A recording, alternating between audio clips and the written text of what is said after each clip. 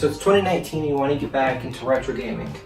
You have your Super Nintendo Entertainment System and the monitor doesn't support it anymore. Now it's got your RCA out port, but the portable monitor just supports HDMI and display. What do? That's where we're coming with the Raspberry Pi B2. Now this is a good option if you're looking for a more small portable system to emulate games on. Emulators are software that will copy how the original devices work, but onto a computer. Now the Raspberry Pi 2B is not all that powerful. The 3B Plus is pretty powerful, comes with Bluetooth and Wi-Fi at the exact same 35 or 37 depending on where you live. It'll run most of your emulators including MAME, Super Nintendo Entertainment System, and Game Boy Color or Game Boy Advance. Now the GameCube, Nintendo 64, and even Wii require quite a bit more power to emulate. You need a full computer system to do this, and I'll save that for a later video. For now we're going to focus on the Raspberry Pi for its small, portable style. Now by portable in this case, it's not going to include a battery or a screen, but it'll work just like a little home console. You can easily move it from place to place, and it doesn't require much power at all. Now to make this more affordable, because you're already spending $35 to $37 plus shipping and tax, I found the Etopus game kit. It includes a Raspberry Pi case, power, and 2 controllers. Let's open it up and take a look at what we get.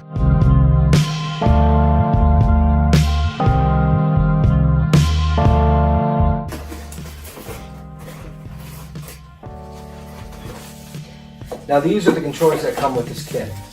They're pretty much an exact clone, minus a few things, from the Super Nintendo Entertainment System.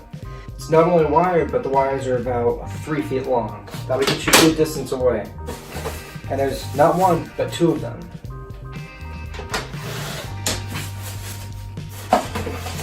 Next, we have video. Now I didn't know it actually came with video, I clearly didn't read well enough, but we got an HDMI to HDMI cable. Pretty good length to it that. Next we have the cooler fan that comes with the case. That's pretty nice, but in most cases it's unnecessary. The Raspberry Pi doesn't produce much heat, and in most cases where you're overclocking you shouldn't really do that as it voids warranty and you're not going to get much out of it really. Some stick-on surface mounted cooling pads. They're cheap, they're not going to really do much. Then we got a power supply, which it's got a nice clicky on and off button, so your Raspberry Pi isn't always powered because, which lo and behold, it doesn't even have a power switch on here. It's just micro USB input.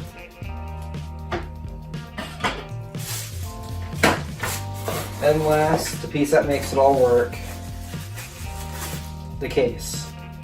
Pre-built.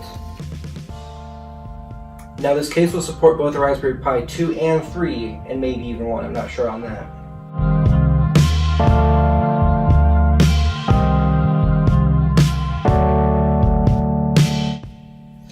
Alright, now it's put together. All the layers sandwiched in well enough. Skipping, of course, all the cooling because I find that completely pointless. Now we're going to power it up. This is a bit short, I'm not going to lie, that's completely my fault. But, connect to power. The little lights come on, that means it's running. Now we're going to connect our video output.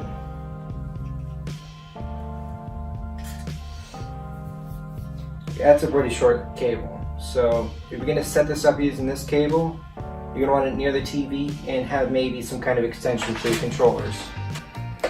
That there, and HDMI into HDMI. See what kind of video we get.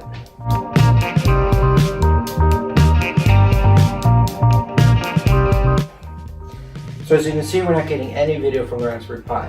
And if you're new to it, that's because we have no micro SD card in here. This hosts the entire operating system that you install. And for this case, we're going to use RetroPie.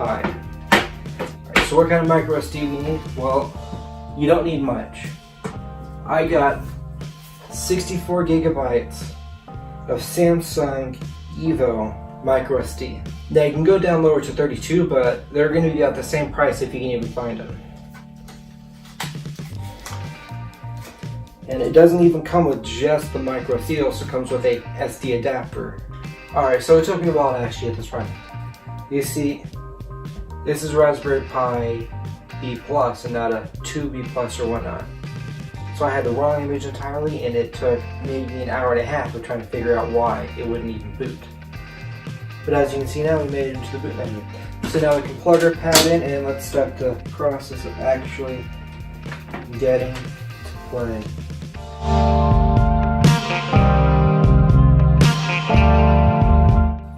As you can see, the image quality is pretty clear. The text doesn't show much blurring at all.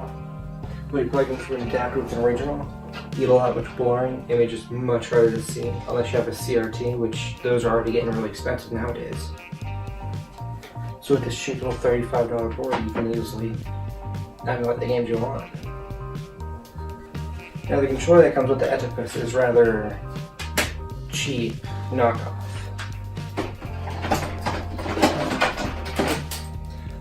I have the original controller right here, and they did it pretty good. However, it's much heavier on the buttons. The actual height of the buttons are a little different, and the directional pad is not the best. Because they made it a little thicker on each of the directions, it feels a lot more like it's not even there. So you're going to fumble a little bit when you're not used to it. It also only has the 2 bumpers, no L2 and R2. But it's pretty decent for the $20 you can get it for.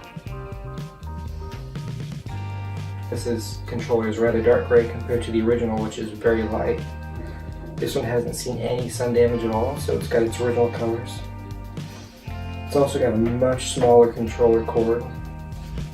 But if you're looking for a small, little compact emulation device, the Raspberry Pi is a good choice for you. It'll play almost all your games you want, as long as it's not needed for too much of a powerhouse, such as the GameCube or the Nintendo 64. And you can plug almost any controller into these. PlayStation 4, Xbox, those will all connect perfectly fine. This isn't much of a powerhouse, and later will actually make a much better real computer that'll emulate almost anything you want. Thanks for watching.